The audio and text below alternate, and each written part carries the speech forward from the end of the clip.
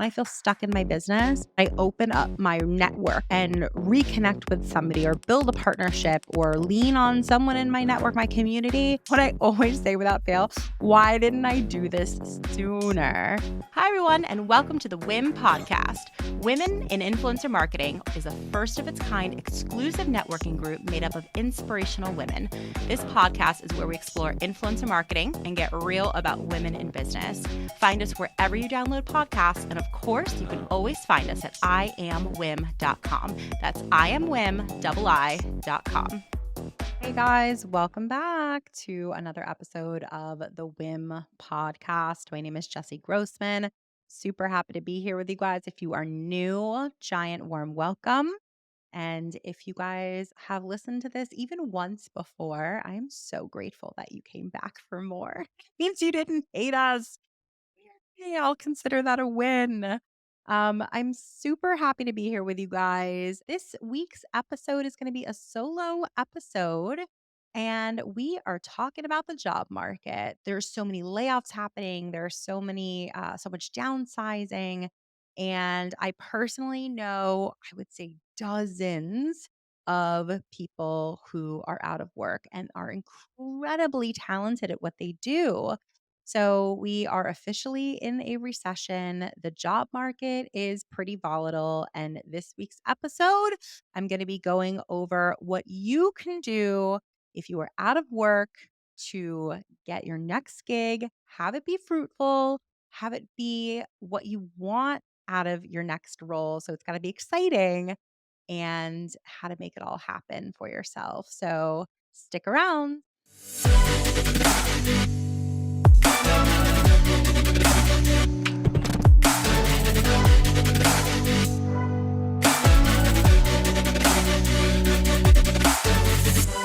All right, guys. So, like I mentioned in this week's intro, I personally know dozens of people who are out of work, people that I would never assume would be out of work. In the pandemic, I was the one telling you guys on this podcast, wow, our industry feels pretty freaking pandemic proof. Like, sure, there are businesses that went out. Sure, there are roles that were, furloughed, but more often than not, like our industry was pretty resilient. However, in the past few months in particular, I have seen people really feel the hit. So if you are listening to this podcast and you are out of work and you are just feeling it, right? Like just know, I guess, for whatever it's worth, you are absolutely not alone. Today's episode, I'm going to be pulling from my recruiting experience. I'm going to put my recruiter hat on right now and share with you guys some tips of how to get your next role if you are looking, and how to make it the best role yet. So tip number one, optimize your LinkedIn. So you'll see that on LinkedIn, you can turn on the open to work or open for work, open to work, whichever one it is, notation on LinkedIn. That is really, really important to do because it's such a prominent way to have yourself featured to your whole network and have them know that you're available, you're eager, and you're open for work. But that isn't enough. What I would also recommend doing, sharing updates on LinkedIn. I want you guys to get uber comfortable with LinkedIn and becoming a content creator on there. Turn on creator mode, you guys. Use your branding skills because you are now your own brand, and LinkedIn is the biggest tool to help you amplify your message and get in front of the right people. So here's a little hack that I always recommend, because some people are like, well, I'm on LinkedIn, but how do I get in front of the right people? So this is one thing that I do personally, and I think you guys should too. So if you go to our website, iamwim.com/conferences, you will see a huge list that we've compiled of industry conferences in 2023. The reason that I bring that up is because each of those conferences have speaker lists that they publicly place on their website pretty prominently. Wow, that was a lot of alliteration. And I want you to take those lists and friend and connect all of those people on LinkedIn, right? Because your network is really only powerful if it's the first connection network, right? So on LinkedIn, there's first connection, second, and third. I guess it's pretty explanatory what each of them are. But if you're directly connected with someone one-to-one, you've connected to them, they've accepted your request, that makes you guys a first connection. So your content is going to be much, much more highly distributed to those people versus second and third connections. So go to all those industry conference pages, look at their speaker lists, and have a field day. Connect to everyone. Sure, there are limits on LinkedIn to how many people you can connect with each day, but it's a pretty high limit. So go on a rabbit hole. And if you find an interesting company, don't just, settle for connecting with the person who is a speaker. Let that be an indicator to connect with other interesting people at their company. Look at people's titles. Look how many followers they have on LinkedIn. That'll show you how active they are. Send a note also when you're connecting. Don't just hit that connect button, but take that extra step to send a personalized note. And the note should be short. It shouldn't be long. It shouldn't be an in-mail ideally. There's like a little button that says add note. And I wouldn't even start with, hey, I'm open for work. I think that's a little too forward too soon. But what I would recommend is, I read this article this week and, it was about influencer marketing. I found you through my network and I wanted to share it with you. Hope it could be helpful. Like drop a resource, drop, something that can be helpful to them, because too often they're getting, it's nice to connect with you, or, you were in my network, so I figured we'd connect. Like that literally does nothing. Be specific, add value, and get personal as well. Share something personal about yourself, right? Don't overshare. Don't be that creeper. This weekend, I went to the arcade with my daughter. That's something that I actually did. It's nice to be back at it, and thought I would connect with someone with such interesting content as yourself. Complimenting people goes a long way, y'all. You can more specifically connect with influencer marketers because you can basically notate what your content's about if you're in creator mode. So check out LinkedIn. Dive so heavily into LinkedIn. Really, really lean into it, guys. And if you have any more specific questions, ping me on LinkedIn. I'm more than happy to be a resource for you guys. I'm part of their creator program and I love it. The next thing that I want you guys to do is reconnect with old connections. So sure, it's important to broaden your net, to connect with, new people, but I want you guys to resurface old connections as well. That's probably the most efficient thing that you can do, because starting a brand new relationship can be tough, but resurfacing one where there's something already there, like that's a little bit easier. So go through old emails, go through your LinkedIn to see who you're already connected with, jog your memory, because you might be surprised who just you haven't spoken to in quite a while. So resurface old connections, ask to go to coffee, ask for a Zoom date, whatever it is. But just really speaking to people and putting out there what you want to do and what you want to be doing will inevitably yield so many results. You got to speak it into the universe.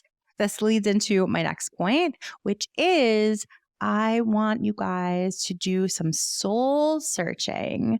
What does that look like in the sense? I want you guys to really dig into what very specific role would be your ideal next step. I feel like the longer that you're out of work, and the more you are feeling the pressure of not having a steady income and you're just getting worried, you're filled with anxiety, like I get it, the more you start to compromise on things that are really important to you. I just remember years ago, I had a friend of mine who was up for a really impressive role.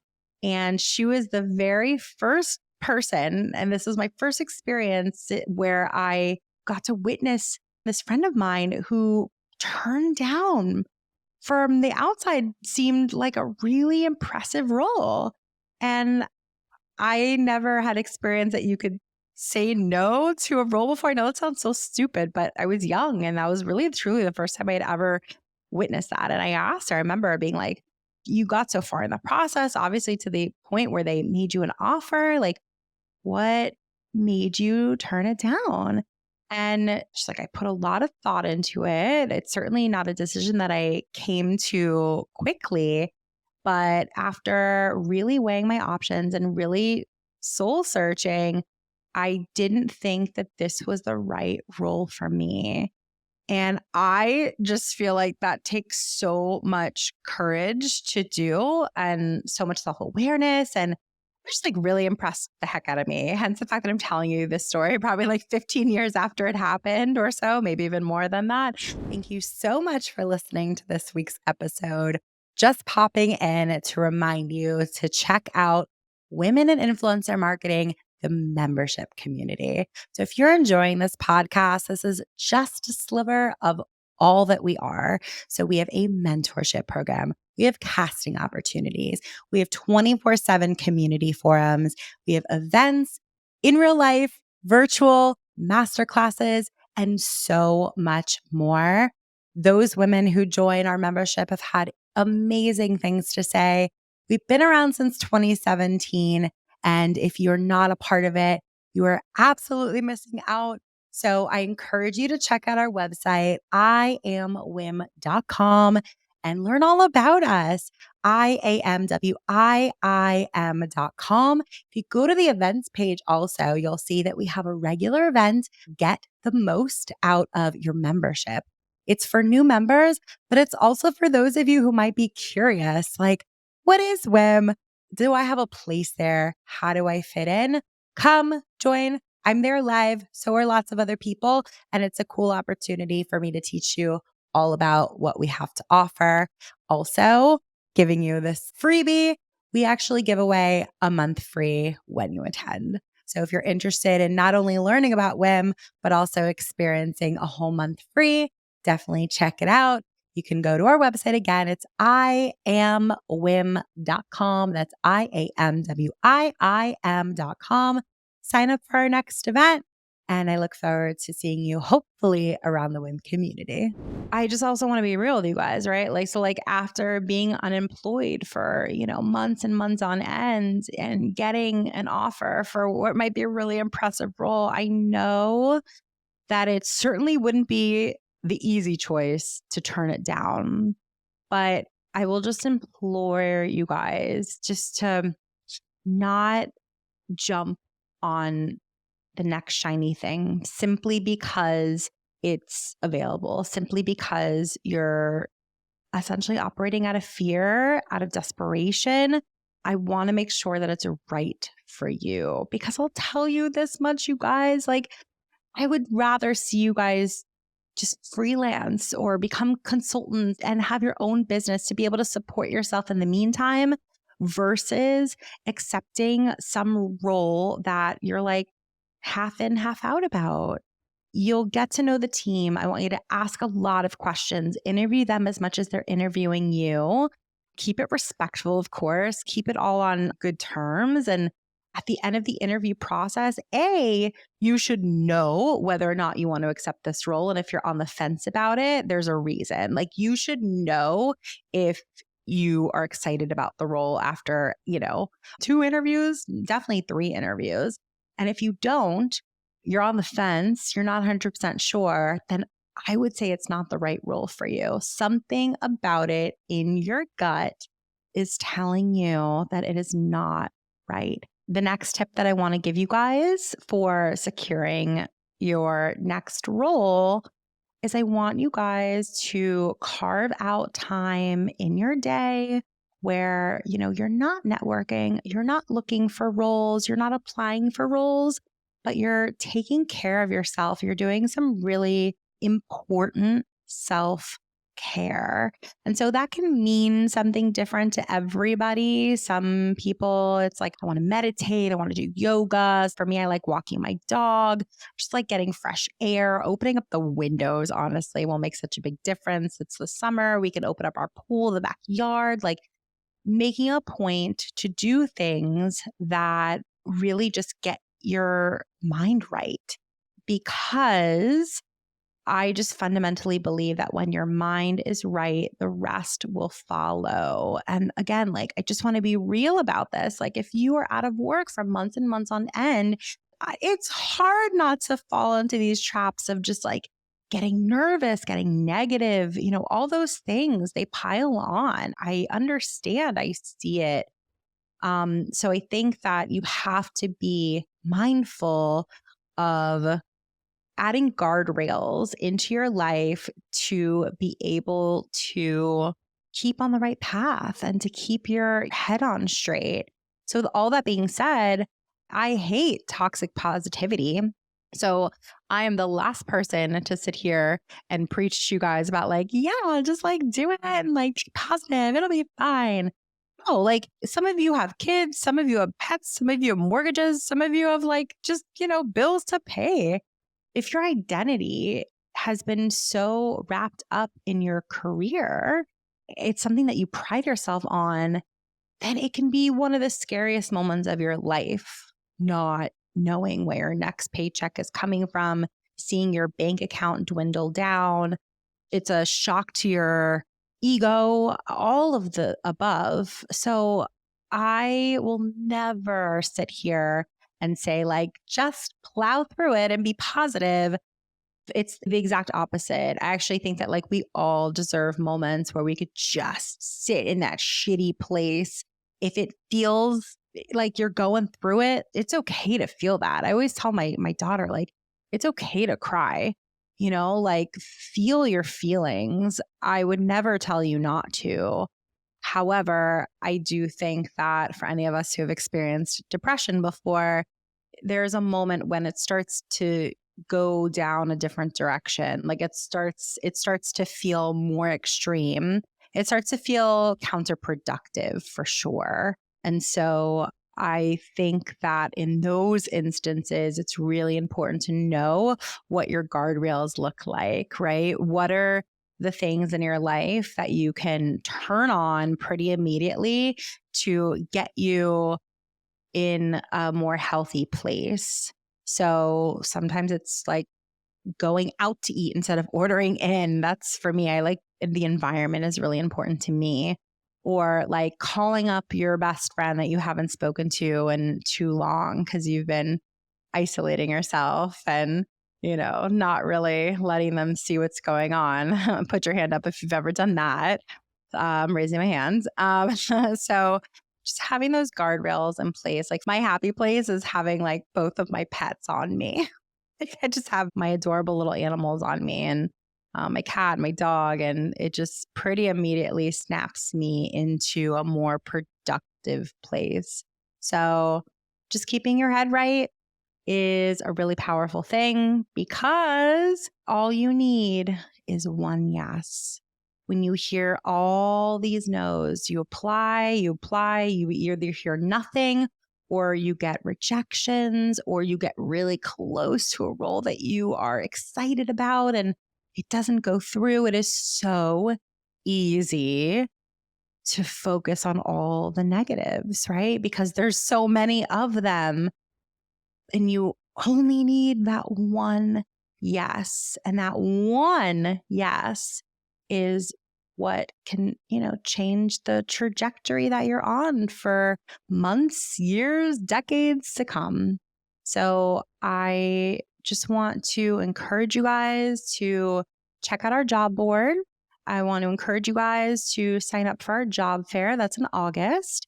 And I want to encourage you guys to lean on the rest of the WIM community and your own community and your own network of people as much as possible. Because what I will share as the last thing is when I'm feeling stuck in my business, I work for myself, so I'm not like out of work, of course, but when I feel stuck, you're feeling stuck in your own way if you're out of work, when I feel stuck in my business, every single time that I lean on someone else, when I open up my network and say like, who can I like reconnect with, or how can I build another partnership? As soon as I sort of get out of my head and out of the cloudiness of what I've been doing and look outward and reconnect with somebody or build a partnership or lean on someone in my network, my community, every single time, you know what I always say without fail? Why didn't I do this sooner? I have just seen it time and time again. It opens up so many avenues, and I always wish I did it sooner. So I wanted to share all of that with you guys today. I do hope that this helps, if for nothing else, just to let you guys know that you are not alone. I have so many people reaching out to me on a regular basis saying like, oh, are you recruiting for anything? Do you know of any open roles? Like, could you look at my resume? I can refer you to somebody who can optimize your resume. I can, suggest certain people that you can connect with depending on what aspect of influencer marketing you want to get into. So reach out. Don't hesitate to connect with me on LinkedIn. Is probably the easiest place. Jessy with a Y, Jessy Grossman on there. You can always DM me on Instagram. I'm Jessy Grossman on Instagram. I am excited for you guys to get that one yes. And I really feel like it's coming soon. So keep your head up.